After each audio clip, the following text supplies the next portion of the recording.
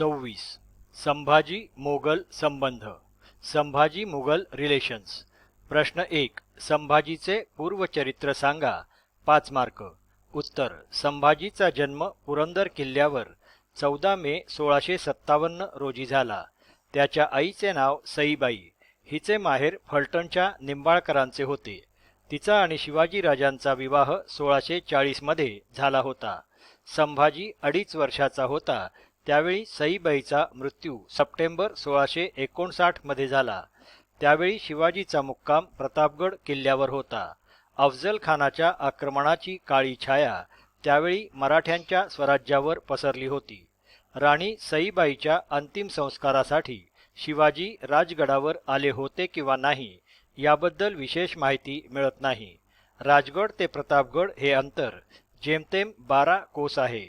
प्राणप्रिय पत्नीच्या अंतिम संस्कारासाठी शिवाजीराजे राजगडावर गेले नसतील हे संभवनीय वाटत नाही.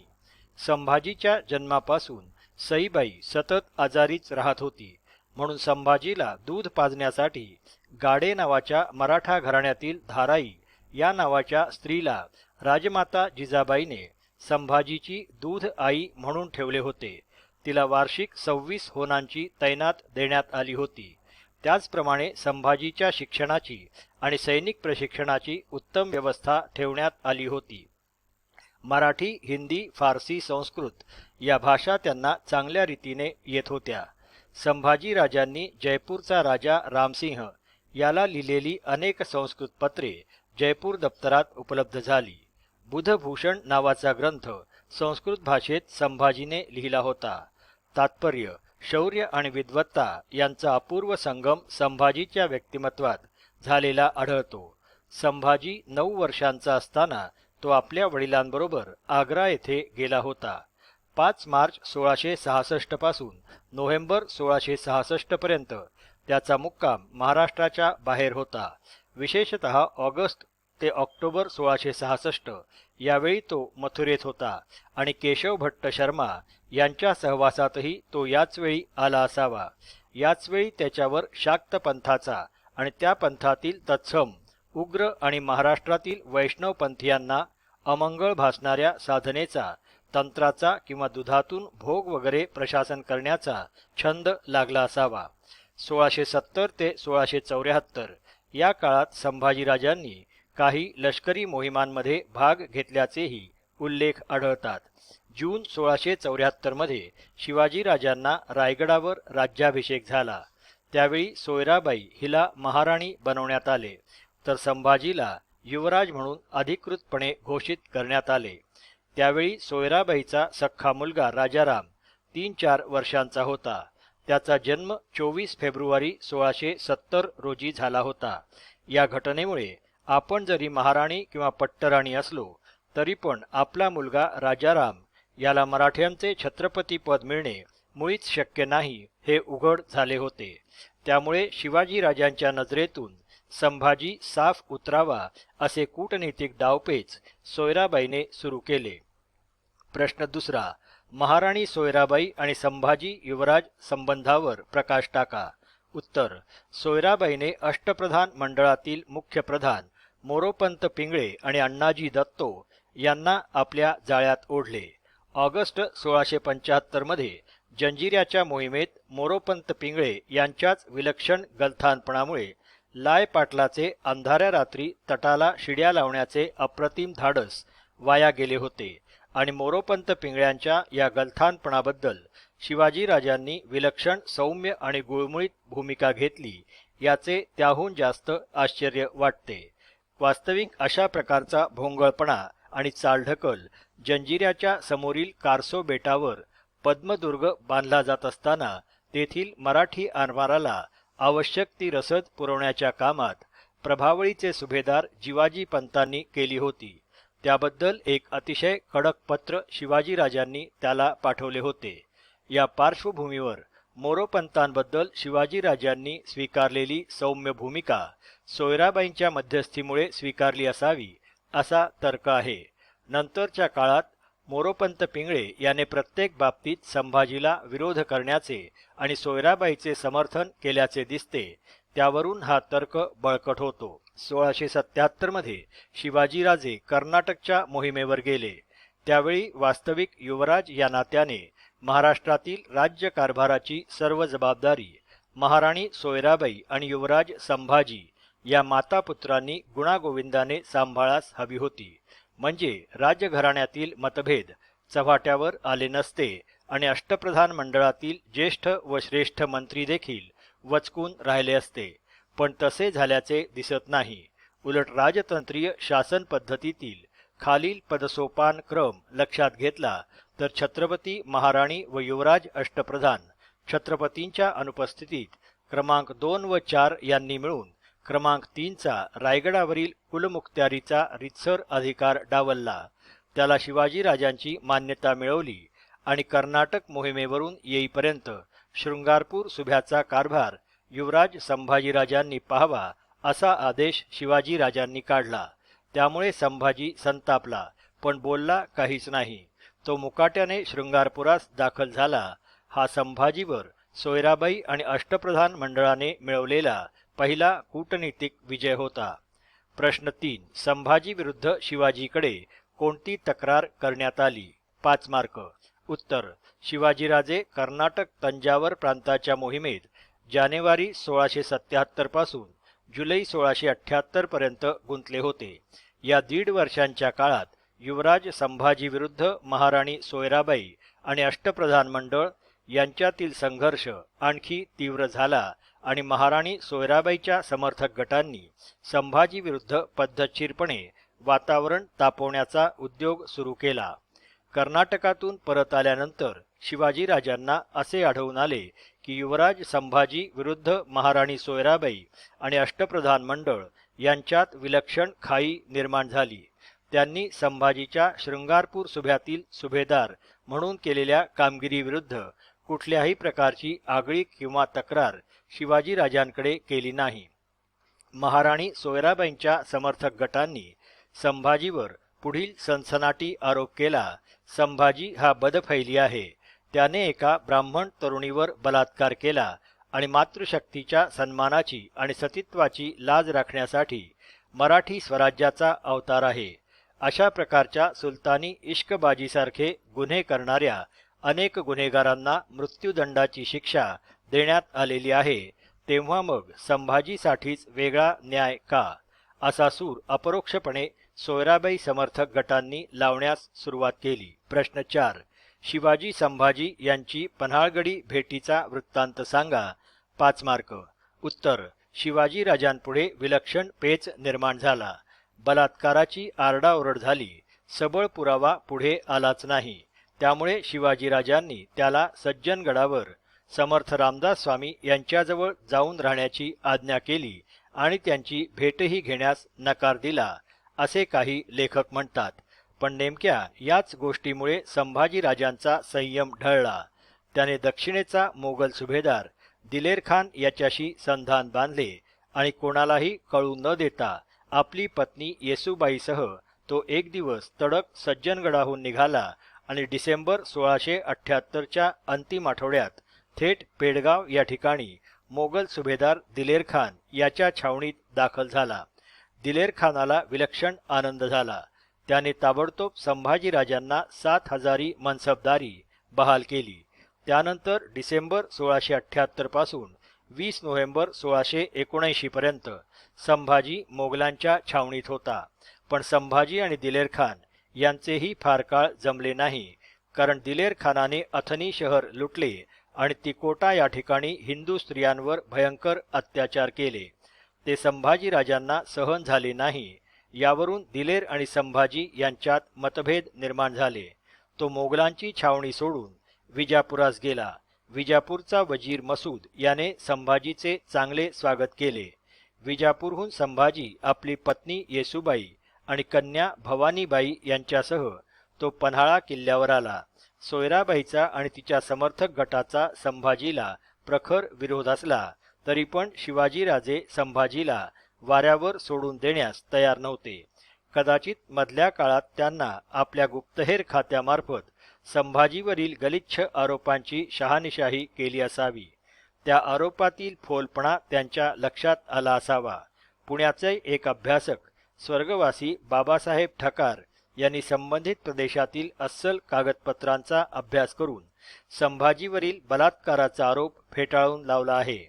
300 वर्षानंतर बाबासाहेब ठकार यांच्यासारख्याला जी कागदपत्रे प्राप्त होऊ शकतात त्या कागदपत्रांचा साधा मागमूसही शिवाजीच्या गुप्तहेर खात्याला लागला नसेल किंवा संभाजीविरुद्ध इतका सनसनाटी आणि गंभीर आरोप झाल्यानंतर शिवाजीसारख्या न्यायप्रिय शासकाने त्या घटनेच्या दोन्ही बाजू तपासून पाहण्याची तसदी घेतली नसेल हे संभवनीय वाटत नाही.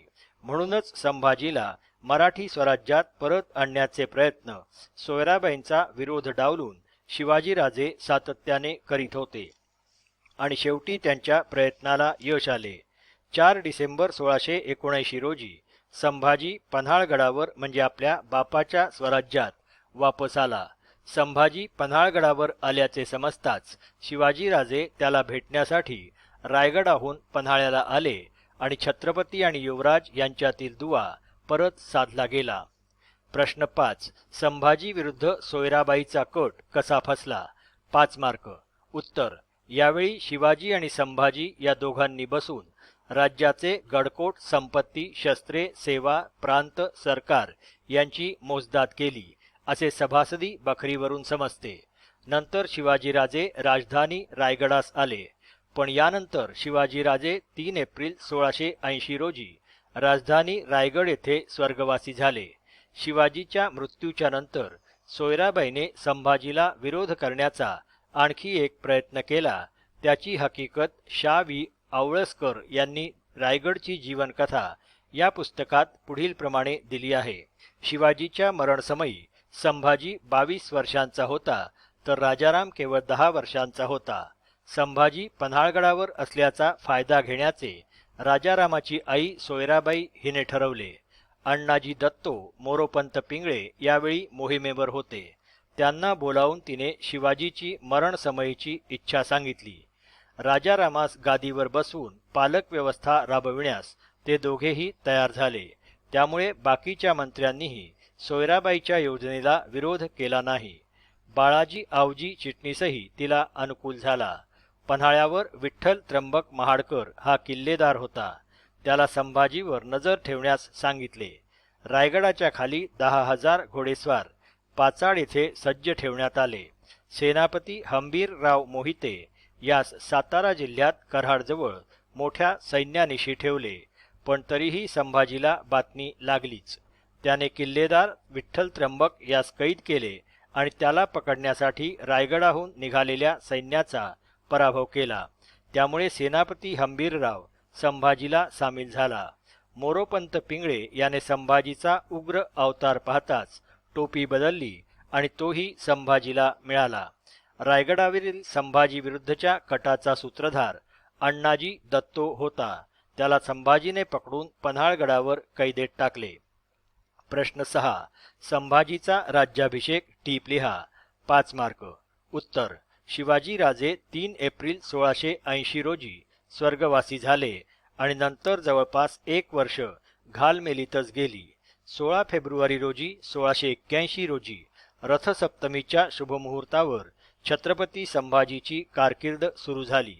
त्याच्या काळातील सप्टेंबर 1684 पर्यंतच्या महत्त्वाच्या घटनांचा धावता वृत्तांत या निबंधात दिला जात आहे. यावेळी उत्तर भारतात आलमगीर औरंगजेबाविरुद्ध त्याचा एक मुलगा अकबर याने मारवाडमधील दुर्गादास राठोर याच्या संगनमताने बंड पुकारले होते. अकबर आणि दुर्गादास संभाजीची मदत मिळवण्यासाठी महाराष्ट्रात आले.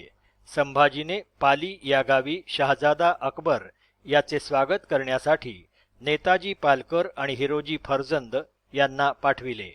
पाली येथे शहाजादा अकबराची उत्तम व्यवस्था ठेवण्यात आली. प्रश्न 7.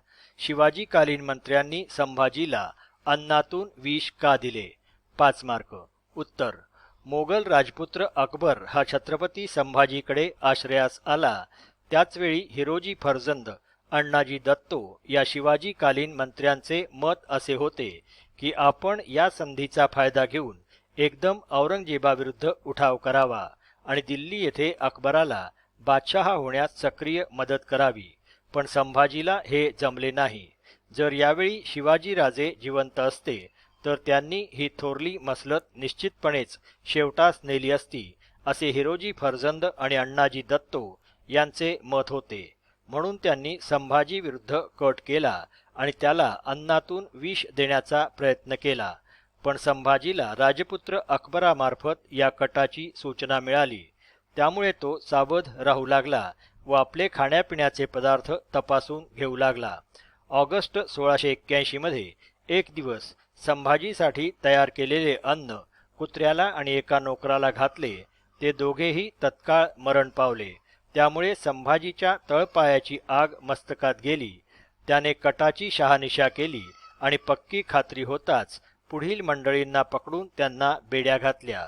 अशा मंडळींमध्ये अण्णाजी दत्तो, सोमाजी दत्तो हे दोघे भाऊ, हिरोजी फर्जंद, बाळाजी आवजी, श्यामजी नाईक पुंडे, महादेव अनंत या मंडळींचा समावेश होता.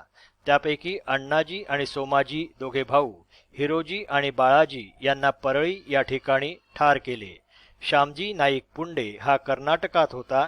त्याला तेथे कैद करण्यात आले. कटातील इतर 4 जणांना हत्तीच्या पायी देण्यात आले. या प्राणघातक संकटातून छत्रपती संभाजी बचावला, पण पुढील काळात त्याचा शिवाजीकालीन मुत्सद्द्यांवर मुळीच विश्वास राहिला नाही आणि ते स्वाभाविकच होते. प्रश्न 8. छत्रपतीवरील विषप्रयोगाचा अन्वयार्थ स्पष्ट करा. 5 मार्क. उत्तर: संभाजीने शिवाजीकालीन मुत्सद्द्यांना एकदा उदार मनाने माफ केल्यानंतर त्यांनी पुन्हा संभाजीवर विषप्रयोग करावा आणि त्यासाठी संभाजीराजास औरंगशाही बुडवण्याची थोरली मसलत शहजादा अकबराच्या माध्यमातून साधली नाही, हे कारण देऊन आपल्या राजद्रोही कृत्याचे समर्थन करावे, याचे विलक्षण आश्चर्य वाटते. त्याहीपेक्षा जास्त आश्चर्य शा. वि. आवळसकर यांनी अशा राजद्रोही अधिकाऱ्यांच्या वर्तनाचे समर्थन करण्यासाठी आपले बुद्धिकौशल्य पणाला लावावे, याचे आश्चर्य वाटते. वरील घटनेतून महाराष्ट्रात स्थापन झालेले मध्यकाळातील मराठ्यांचे राज्य देखील फक्त शिवाजीराजे नावाच्या व्यक्तिवादी विचारावर आधारलेले होते. भगव्या झेंड्याचा सन्मान, संस्थाधिष्ठित प्रशासन यंत्रणा, राजा महत्वाचा नाही, राज्य व देश महत्वाचा या सर्व संकल्पना भारतीय उपखंडातील इतर व्यक्तिवादी राज्याप्रमाणेच मराठेशाहीच्या संदर्भातही लागू पडत होत्या. म्हणूनच शिवाजीराजांसारखी असाधारण व्यक्ती काळाच्या पडद्याआड जाताच त्या राज्याच्या छत्रपती पदावर आरूढ झालेल्या व्यक्तीवर विषप्रयोग करण्यामागे आपण शिवाजीराजांनी घालून दिलेल्या राज्यश्रेष्ठ पद महत्वाचे नेता कोणीही असो या उच्च व उदात्त तत्वांनाच काळीमा फासत आहोत असे मुळीच वाटले नाही. म्हणूनच तात्विक आणि सैद्धांतिक दृष्ट्या मराठेशाहीच्या निर्मितीमागे उच्च आणि उदात्त ध्येयवादाचा कितीही डांगोरा पिटला जात असला तरी पण त्या राज्याचे स्वरूप आणि शासन पद्धती ही पूर्णपणे मध्यकालीन वंशानुगत राज्य पद्धतीसारखीच होती, यात काहीही संशय नाही. हाच छत्रपती संभाजीवर शिवाजीकालीन मुत्सद्द्यांनी केलेल्या विषप्रयोगाचा अन्वयार्थ आहे आणि तो अन्वयार्थ मराठी राज्याच्या स्थापनेत आधुनिक राष्ट्रवाद शोधणाऱ्या किंवा शिवाजीराजांनी महाराष्ट्रातील साधारण जनतेला कोणत्याही राजघराण्यासाठी किंवा व्यक्तीसाठी नव्हे तर देशासाठी, झेंड्यासाठी लढण्यास शिकवले असा सिद्धांत मांडणाऱ्या विचारवंतांसाठी कष्टदायक आहे.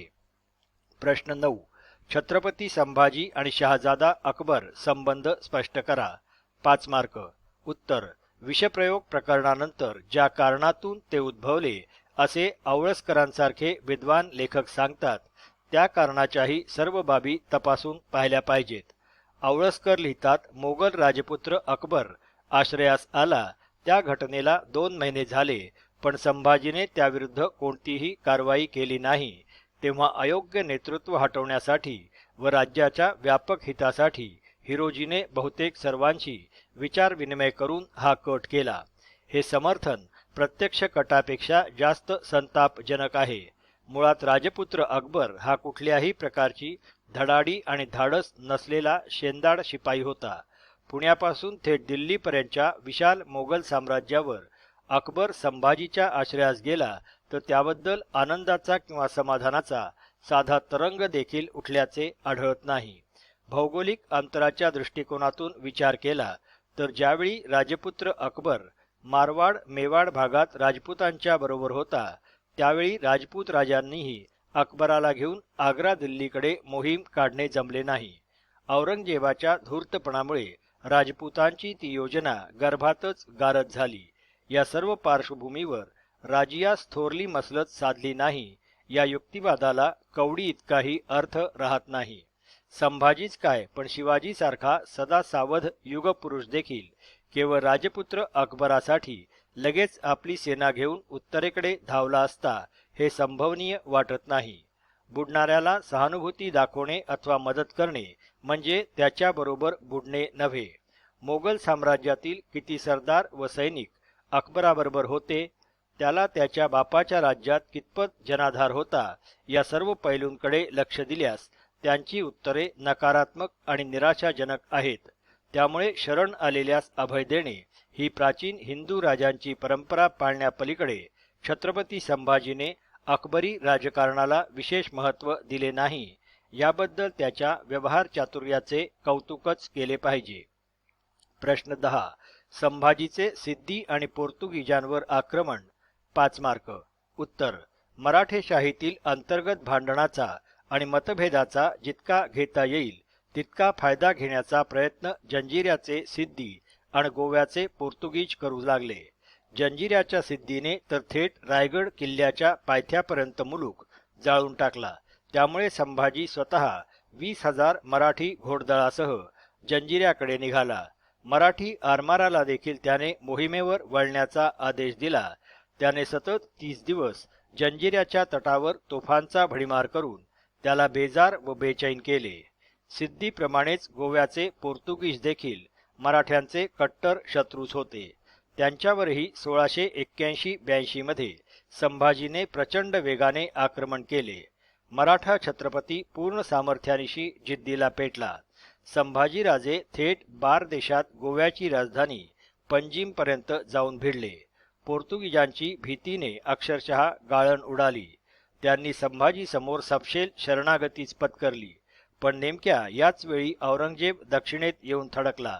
त्यामुळे गोव्यातील पोर्तुगीज सत्तेला जीवदान मिळाले, कारण तह करण्याची जबाबदारी त्याने मराठा सरदारांवर सोपवली आणि तो राजधानी रायगडाकडे दौडला.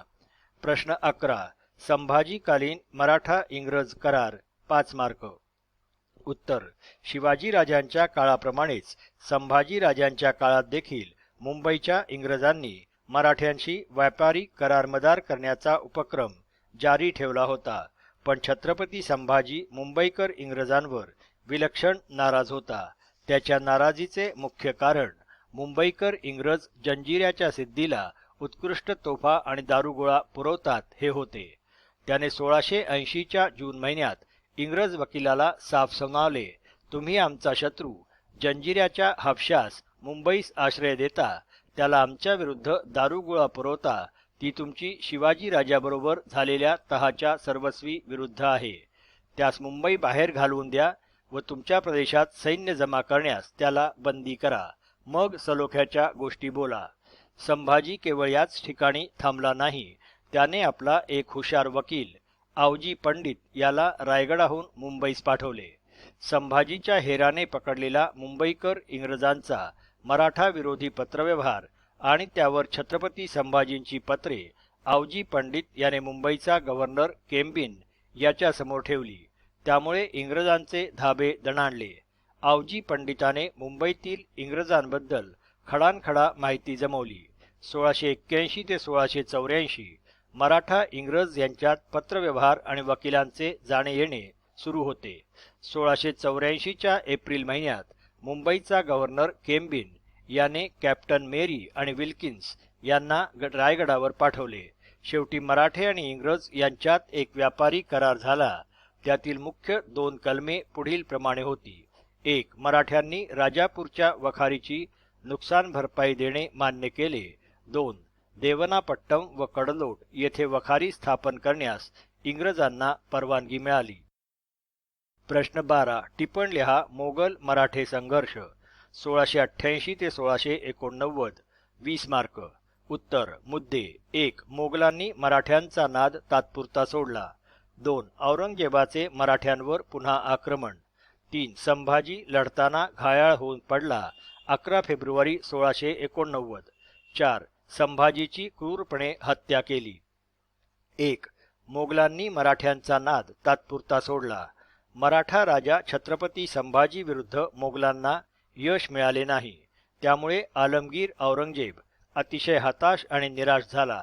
त्याला असे वाटले की मराठ्यांना दक्षिण भारतातील विजापूरची आदिलशाही आणि गोवळकोंडा येथील कुतुबशाही येथील मुसलमानी राजांची मदत फार मोठ्या प्रमाणात होत आहे.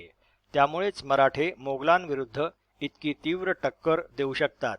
म्हणून मराठ्यांची ही शक्तिस्थाने अगोदरच नष्ट करावीत, म्हणजे मराठ्यांचा विशेषतः संभाजीचा सहज पाडाव करता येईल. म्हणून त्याने एप्रिल 1685 ते सप्टेंबर 1687 या काळात दक्षिण भारतातील शियापंथीय राज्ये नष्ट करण्यास उच्च प्राथमिकता दिली. त्याने सर्वप्रथम विजापूरचा सुलतान सिकंदर आदिलशाह याचा पराभव केला आणि विजापूरची आदिलशाही नष्ट केली. त्याला दौलताबादच्या किल्ल्यात कैदेत ठेवले 22 सप्टेंबर 1686 रोजी. हा सिकंदर आदिलशाह 1700 मध्ये औरंगजेबाच्या कैदेतच मरण पावला.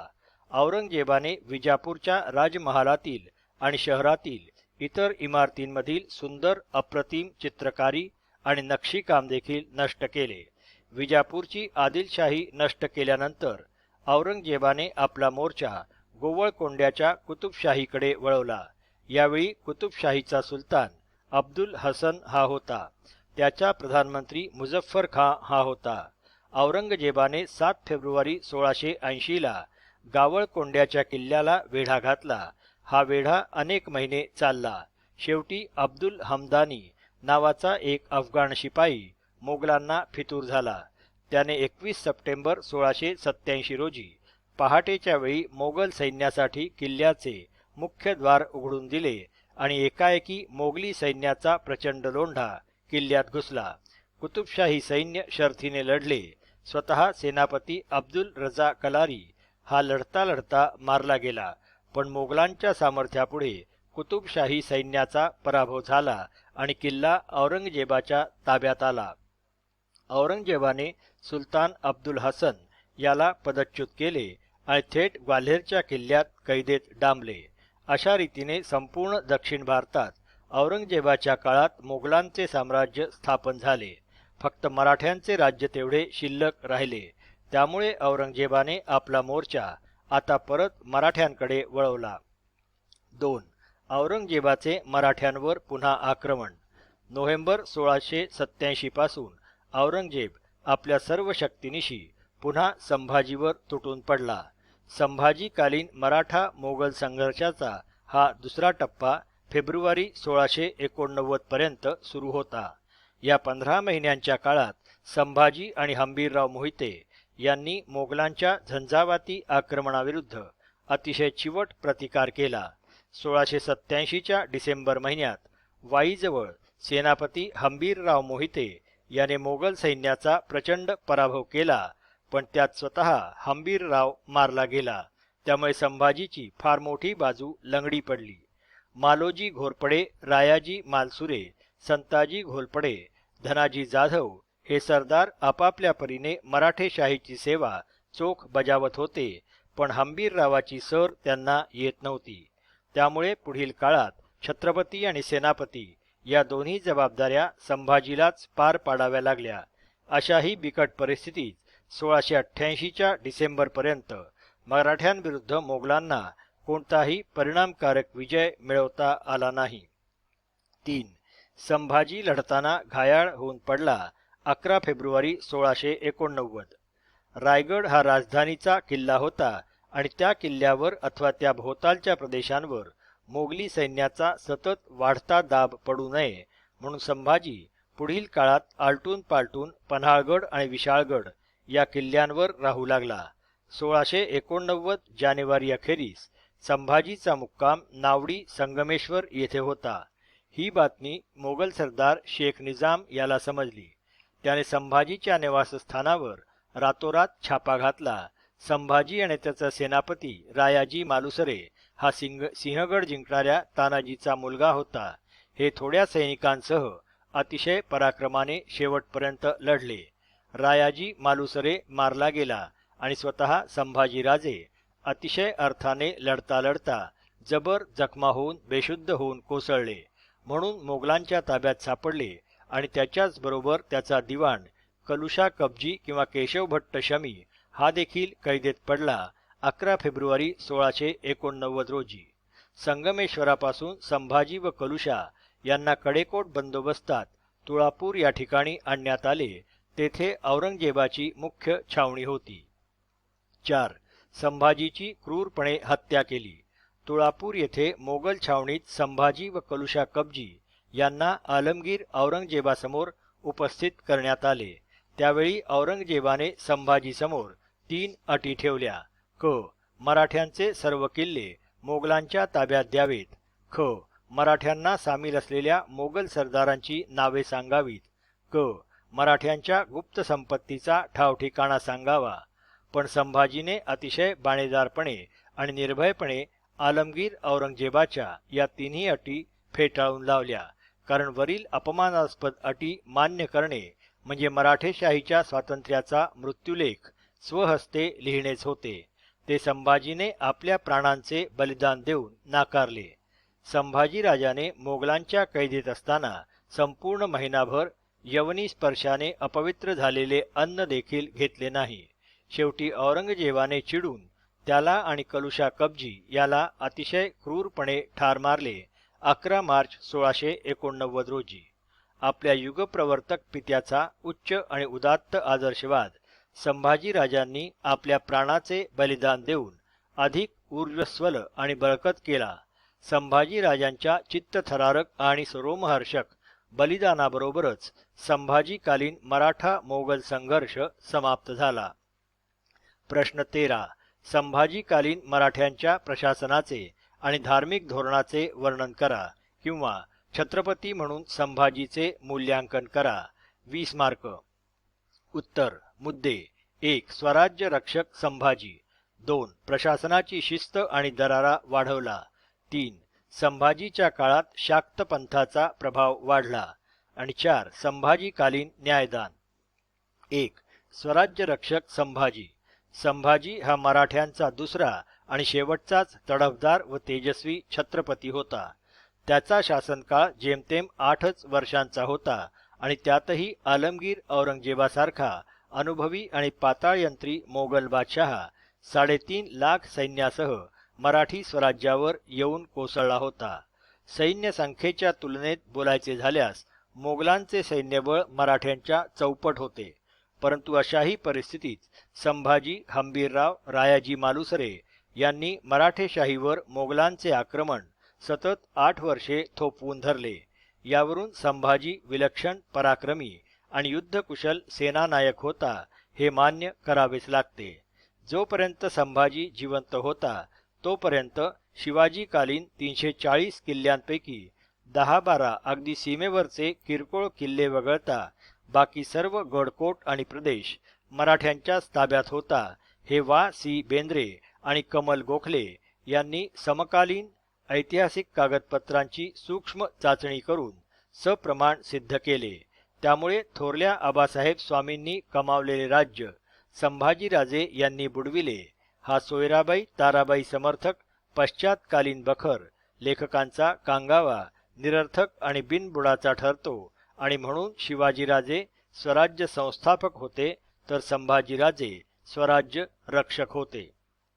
2. प्रशासनाची शिस्त आणि दरारा वाढविला. संभाजीला शिवाजीराजांच्या मृत्यूनंतर छत्रपती पदावर आरूढ होण्याचा शिवाजीकालीन अनेक मुत्सद्यांनी जीवाच्या आकांताने विरोध केला. ही गोष्ट सत्य असली तरी पण शिवाजीकालीन सारेच मुत्सद्दी सरदार आणि अधिकारी संभाजीच्या विरोधात नव्हते.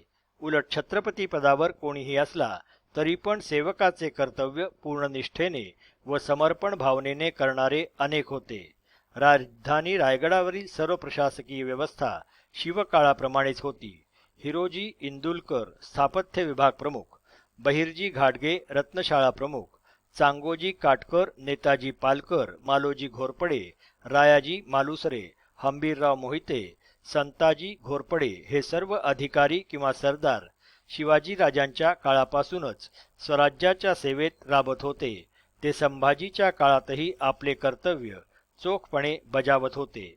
इतकेच नव्हे तर मोरोपंत पिंगळे, अण्णाजी दत्तो सुर्नीस, हिरोजी फर्जंद, प्रल्हाद निराजी यांनी संभाजी विरुद्ध महाराणी सोयराबाई बरोबर संगनमत केल्यानंतर देखील 1681 मध्ये त्यांना संभाजीने पूर्णपणे माफी दिली आणि त्यांना पुन्हा पूर्वीच्याच पदावर ठेवले होते. पण त्यांनी पुन्हा संभाजीवर विषप्रयोग करण्याचा प्रयत्न केला. त्यावेळी मात्र संभाजीराजांनी राजद्रोही आणि स्वामीघातक मंडळींविरुद्ध अतिशय कठोर कारवाई केली. संभाजीच्या जागी शिवाजीराजे असते तर त्यांनीही तेच केले असते. त्यामुळे संभाजीराजांनी शिवशाहीकालीन प्रशासनाची शिस्त आणि दरारा नुसताच कायम राखला नाही तर वाढविला, यात मुळीच संशय नाही. 3.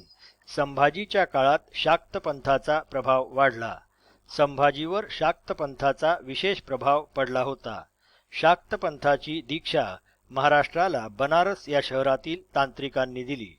शिवाजीराजांच्या राज्याभिषेकाच्या वेळी निश्चलपुरी गोसावी हे शाक्तपंथीय तांत्रिक राजधानी रायगड येथे आले होते. पण राज्याभिषेक समारंभात प्रभाव पडला तो वैदिकपंथीय गागा भट्टांचा. त्यामुळे निश्चलपुरी संतप्त झाले. पण नंतरच्या काळात शिवाजीराजांनी देखील निश्चलपुरीच्या मतानुसार तांत्रिक पद्धतीने पुन्हा राज्याभिषेक करवून घेतला. हा वैदिक विद्वानांवर महाराष्ट्रात शाक्तपंथांनी मिळवलेला पहिला महत्त्वाचा विजय होता. संभाजीच्या काळात शाक्तपंथाचा प्रभाव अधिकच वाढला. शाक्तपंथीय उपासनेत मद्य, मांसाहार आणि इष्टप्राप्तीसाठी परस्त्री, मैथुन हे प्रकार सर्रास चालतात. याच पंथात एका विशिष्ट दिवशी घटकंचुकी न्यायासारखे प्रघातही आढळतात.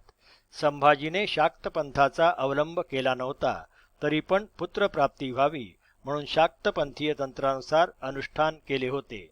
त्यामुळे जर संभाजी शाक्तपंथाकडे झुकला असेल तर वैदिक धर्मियांच्या दृष्टिकोनातून त्याच्या चरित्राचे व वर्तनाचे मोजमाप करणे योग्य होणार नाही. पण तरीही संभाजीने वैष्णव, शैव किंवा आपल्या राज्यातील इतर धर्मपंथांना समतेने, ममतेने व न्यायाने वागविले. त्याचा मित्र, मार्गदर्शक आणि मुख्य प्रधान केशव भट्ट शर्मा किंवा छंदोगामात्य अथवा कलुषा कबजी हा स्वतः शाक्तपंथीय विद्वान होता. त्यामुळे शैव अथवा वैष्णव मंत्री आणि अधिकारी संभाजीवर संतप्त झाले होते. संभाजीला छत्रपती होऊ न देण्यामागे अथवा छत्रपती झाल्यानंतर त्याच्यावर विषप्रयोग करणे या कृत्यामागील अनेक कारणांपैकी महाराष्ट्रात वैदिकपंथीयांचा सत्तेवरील एकाधिकार शाक्तपंथीयांमुळे संपुष्टात आला होता, हेही प्रमुख कारण होते. तथापि संभाजी व कबजी यांचे धार्मिक धोरण मात्र प्रगतिशील, उदार आणि सहिष्णू होते. उदाहरणार्थ गंगाधर रंगनाथ कुलकर्णी या व्यक्तीने काही प्रलोभनाला बळी पडून मुसलमान धर्म स्वीकारला होता, पण त्याला पुढे पश्चात्ताप झाला.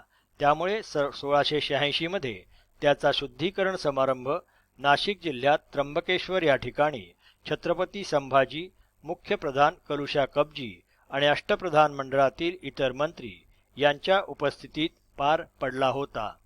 4. संभाजीकालीन न्यायदान. धार्मिक धोरणाप्रमाणेच संभाजीकालीन न्यायदान देखील चोख, निपक्षपाती आणि निर्भीडपणे होत होते. त्याचे काही वानगी दाखल नमुने येथे दिले जात आहे. क. नाडोली हा गाव मल्हार गोसावी सदावर्ती याच्याकडे शिवपूर्व काळापासून वंशपरंपरागत अग्रहार होता. काही कारणामुळे शिवाजीराजांनी तो अग्रहार गाव अनामत केला, पण संभाजीच्या काळात प्रकरणाची रीतसर चौकशी झाली. 1680च्या जून महिन्यात संबंधित देशाधिकाऱ्याकडे तो गाव सदावर्ती याला अग्रहार म्हणून चालवण्याबद्दल छत्रपतींची आज्ञा झाली. ख. केशवभट पुरोहित हा संगमेश्वर येथील पुरे गावाचा होता.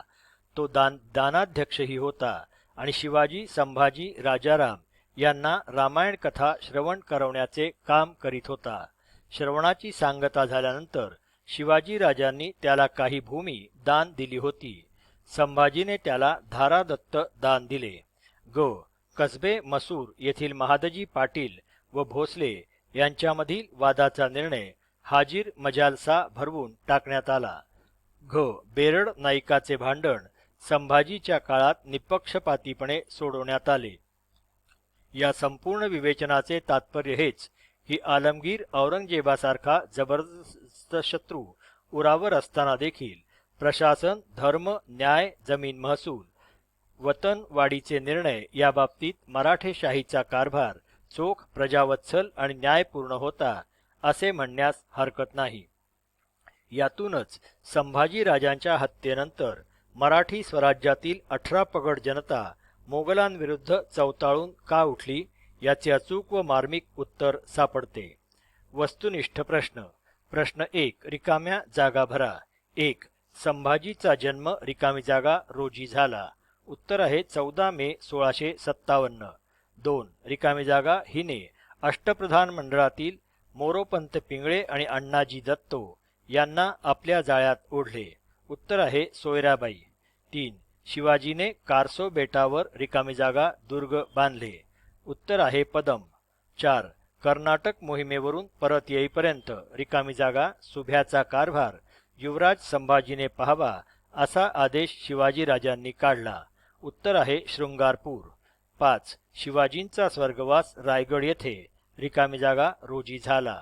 उत्तर आहे 3 एप्रिल 1680. 6. रिकामी जागा वरील संभाजी विरुद्धच्या कटाचा सूत्रधार रिकामी जागा हा होता. उत्तर आहे अण्णाजी दत्तो. 7. संभाजीकडे आश्रयास आलेला अकबर रिकामी जागा याचा पुत्र होता. उत्तर आहे औरंगजेब. 8. अन्नातून विष देण्याची माहिती संभाजीला रिकामी जागा कडून मिळाली. उत्तर आहे अकबर. 9. जंजिऱ्याच्या सिद्धीने संभाजीच्या रिकामी जागा किल्ल्याच्या पायथ्यापर्यंतचा मुलूक जाळून टाकला. उत्तर आहे रायगड. 10. रिकामी जागा याच्यामुळे गोव्यातील पोर्तुगीज सत्तेला जीवदान मिळाले. उत्तर आहे औरंगजेब. प्रश्न 2. योग्य पर्याय निवडा. 1. संभाजीचा जन्म रिकामी जागा किल्ल्यावर झाला. पर्याय आहेत अ. राजगड, ब. रायगड, क. प्रतापगड, ड. पुरंदर. उत्तर आहे ड. पुरंदर. 2. संभाजीच्या आईचे नाव रिकामी जागा होते. पर्याय आहेत अ. सोयराबाई, ब. धाराई, क. गोणाई आणि ड. सईबाई. उत्तर आहे ड. सईबाई. 3. संभाजीच्या दूध आईचे नाव रिकामी जागा होते. पर्याय आहेत अ. गोणाई, ब. सोयराई, क. सईबाई, ड. धाराई. उत्तर आहे ड. धाराई. 4. बुधभूषण नावाचा ग्रंथ रिकामी जागा लिहिला. पर्याय आहेत अ. शहाजीराजे, ब. शिवाजीराजे, क. राजारामाने आणि ड. संभाजीने. उत्तर आहे ड. संभाजीने. 5. संभाजी 9 वर्षांचा असताना तो शिवाजींबरोबर रिकामी जागा येथे गेला होता. पर्याय आहेत अ. सुरत, ब. कर्नाटक, क. मुंबई आणि ड. आग्रा. उत्तर आहे ड. आग्रा. 6. 5 मार्च ते नोव्हेंबर 1666 पर्यंत महाराष्ट्राच्या बाहेर रिकामी जागा यांचा मुक्काम होता. पर्याय आहेत अ. औरंगजेब, ब. शहाजी, क. शिवाजी, ड. संभाजी. उत्तर आहे ड. संभाजी. 7. संभाजी ऑगस्ट ते ऑक्टोबर 1666 यावेळी ते रिकामी जागा येथे होते. पर्याय आहेत अ. सुरत, ब. पैठण, क. कर्नाटक, ड. मथुरा. उत्तर आहे ड. मथुरा. 8. 1677 मध्ये शिवाजीराजे रिकामी जागा मोहिमेवर गेले. पर्याय आहे अ. सुरतेच्या, ब. आग्र्याच्या, क. जावळीच्या, ड. कर्नाटकाच्या. 9. विठ्ठल त्र्यंबक महाडकर रिकामी जागा येथील किल्लेदार होता. पर्याय आहेत अ. पुरंदर, ब. राजगड, क. तोरणगड, ड. पन्हाळगड. उत्तर आहे ड. पन्हाळगड. 10. 1681-82 मध्ये पोर्तुगीजांवर प्रचंड वेगाने आक्रमण रिकामी जागा यांनी केले. पर्याय आहेत अ. मोगल, ब. शिवाजी, क. ब्रिटिश, ड. संभाजी. उत्तर आहे ड. संभाजी. प्रश्न 3. एका वाक्यात उत्तरे लिहा. 1. 1681-82 मध्ये दक्षिणेत कोण येऊन धडकला? उत्तर 1681-82 मध्ये दक्षिणेत औरंगजेब येऊन धडकला. 2. संभाजीच्या वेळी मुंबईचा गव्हर्नर कोण होता? उत्तर संभाजीच्या वेळी मुंबईचा गव्हर्नर केम्बिन हा होता. 3. संभाजीच्या वकिलाचे नाव काय? उत्तर संभाजीच्या वकिलाचे नाव आवजी पंडित हे होते. 4. संभाजीवर कोणत्या पंथाचा विशेष प्रभाव पडला? उत्तर संभाजीवर शाक्त पंथाचा विशेष प्रभाव पडला. 5. संभाजीचा मित्र मार्गदर्शक व मुख्य प्रधान कोण होता? उत्तर संभाजीचा मित्र मार्गदर्शक व मुख्य प्रधान कलुषा कबजी हा होता. 6. कलुषा कबजी कोणत्या पंथाचा विद्वान होता? उत्तर कलुषा कबजी शाक्त पंथाचा विद्वान होता. 7. केशव भट पुरोहितास शिवाजीराजांनी काही भूमी दान दिली. संभाजीने त्यांना काय दिले? उत्तर केशव भट पुरोहितास शिवाजीराजांनी काही भूमी दान दिली. संभाजीने त्यांना धारादत्त दान दिले. 8. संभाजीने कसबे मसूर येथील महादजी पाटील व भोसले यांच्यामधील वादाचा निर्णय काय भरवून टाकण्यात आला? उत्तर संभाजीने कसबे मसूर येथील महादजी पाटील व भोसले यांच्यामधील वादाचा निर्णय हाजीर मजालसा भरवून टाकण्यात आला. 9. शिवपूर्व काळापासून कोणाकडे नाडोली गाव वंश परंपरागत अग्रहार होता? उत्तर शिवपूर्व काळापासून मल्हार गोसावी सदावर्तीकडे नाडोली गाव वंश परंपरागत अग्रहार होता. 10. संभाजीने पुत्रप्राप्ती व्हावी म्हणून कोणत्या तंत्रानुसार अनुष्ठान केले होते? उत्तर संभाजीने पुत्रप्राप्ती व्हावी म्हणून शाक्तपंथीय तंत्रानुसार अनुष्ठान केले होते. पाठ समाप्त.